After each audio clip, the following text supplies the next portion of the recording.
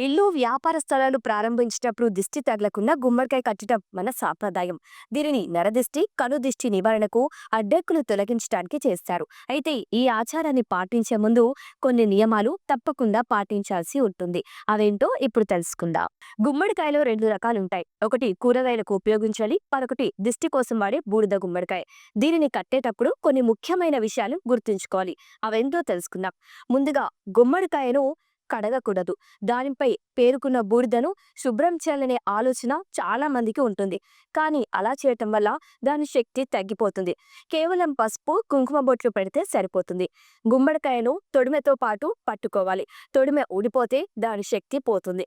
తొడిమె లేకుండా కడితే ఫలితం ఉండదు. మార్కెట్ నుండి తెచ్చేటప్పుడు గుమ్మడికాయను తిరగేసి పట్టుకోకూడదు. అంటే కాడ కిందికి, కాయ పైకి ఉండేలా పట్టుకోకూడదు. కాడ పైకి ఉండేలా మాత్రమే పట్టుకుంటే దాని శక్తి నిలుస్తుంది. గుమ్మడికాయను కట్టడానికి సరైన సమయం అమావాస్య రోజున సూర్యోదయానికి ముందే కడితే మంచిది.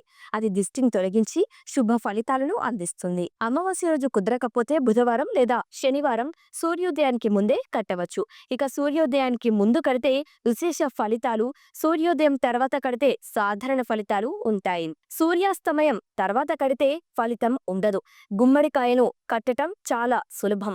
గుమ్మడికాయను ఒక ప్లేట్లో పెట్టుకోవాలి. దానికి ముందుగా పసుపు రాసి కుంకుమ బొట్లు పెట్టాలి. దానిని జాలిలో పెట్టి ఇంటి ముందు వేలాడదీయాలి. ఈ నియమాలను పాటించి సరైన సమయంలో గుమ్మడికాయను కట్టడం వల్ల దిష్టి ప్రభావం నుంచి బయటపడవచ్చు.